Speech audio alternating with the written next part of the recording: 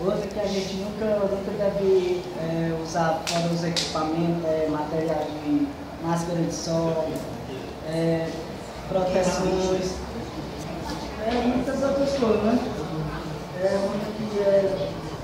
Empresa auxiliar de soldadores, eles dão uma proposta para você poder chegar ao superior de soldador, né? Porque eles lhe dão uma oportunidade para você aprender a exercer a profissão.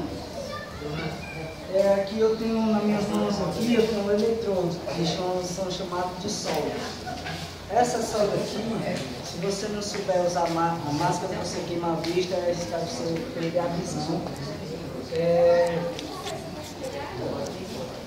E outro equipamento que você tem que ter muito cuidado é com lixadeira, policorte, porque esses materiais são, eu estou esperando a proposta do meu, que deve chegar lá trabalhar.